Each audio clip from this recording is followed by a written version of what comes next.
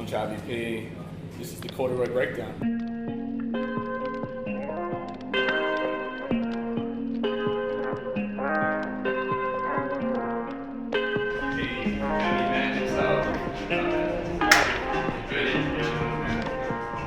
I started doing music, messing around rapping since I was like kind of 8 years old, but it wasn't until about 18 to 23 that's where I really started like, finding myself. And like my parents were always telling me, go to school, get an education, do this, be this, work in an office, but I never wanted to do any of that stuff. I wanted to be my own boss. I wanted to show people I was bigger than this, but with the way that we're guided and told, and self-conditioned even, to go to school and follow this and do this, it's a guideline, you'll find out your future by going to school. And that's true to some extent, but I wasn't really trying to go to university.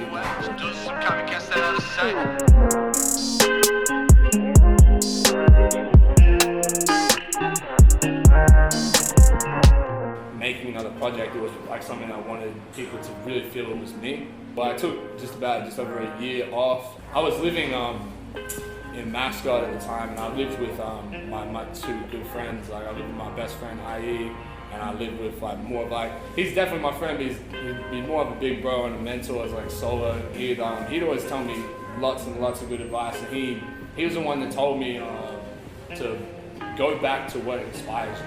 So I literally did that. I went back and listened to all the music I used to listen to as a kid.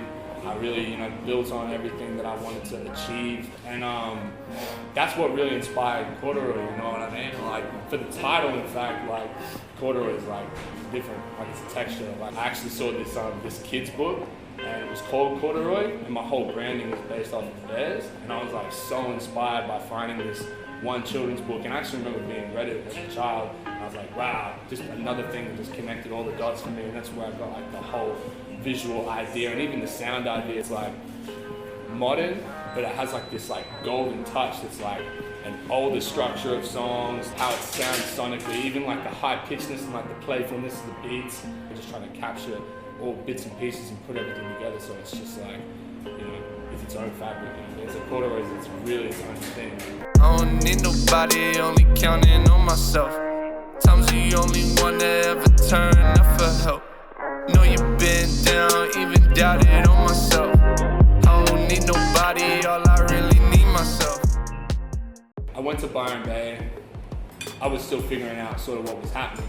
I was still trying to work out like, what am I doing? I didn't really have a plan. I had songs at this point, but I didn't really have a plan. So I didn't know how to really execute everything straight off the cuff. Then I just started working with Agnus. That's my boy Gus, shout out Gus. And we've been, he'd been my DJ for a little bit. He'd been my DJ for like, maybe like 6 months at this point. And we just started kind of making music together. And he was studying at SAE. Byron Bay facility for SAE is actually the old 301 studio as well, which is like a big piece of history in Australian music. So it's a crazy place, and like, that's why I feel like I was just really able to be myself, because around Gus, like, he's like my little brother, so I'm not real scared to act a different way or feel different. I can just really be myself and not have to, worry about anything. I love creating music by the water because I was born by the seashore.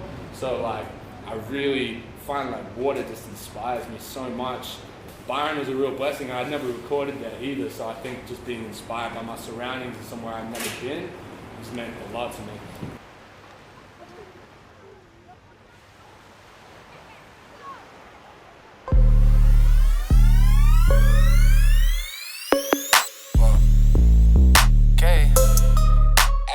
SPF is big for me.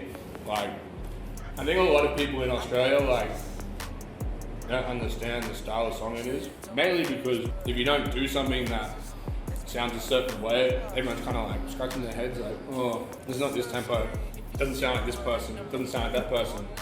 Oh, we don't know. But with SPF, we filmed it in my hometown. We filmed it in Redcliffe.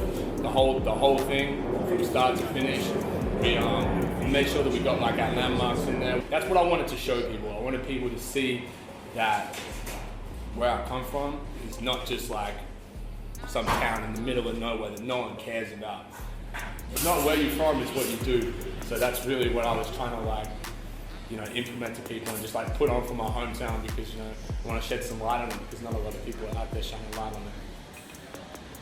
I'm just being myself at the end of the day. I'm expressing myself how I want to express myself and how I've heard it my entire life. People listen to my music and I want them to feel like it's fun, like it's engaging, like you're listening to it and you're just like, you can't help but have this energy towards it. Because when I hear all the songs, I can just picture them live. That's how like a lot of my music is like. I can picture it being performed live and people listening to it, getting down to it. So I really feel like the energy of the whole thing is just what I want people really to take away and just like know that it's something that's a little bit different to what's going on. Because like I said before, like it's kind of like old meets new, but I think that like the gel of it, the sound that me and Gus have as like a producer rapper combo, it's different. And that's what I wanted to do. I wanted to stand out. I didn't want to sound like everybody else. I didn't want to make drill. I didn't want to do the auto-tune stuff. I just wanted to do me to the fullest. And I really feel like this project's gonna express that.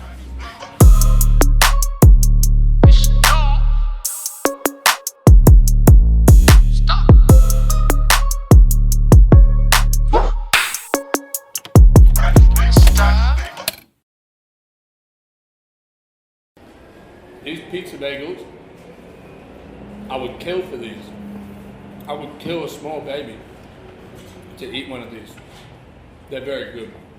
I advise you guys come down here to Comoros, you buy that, bro. You gotta come and get yourself as many bagels as you can, while you can, before you cannot.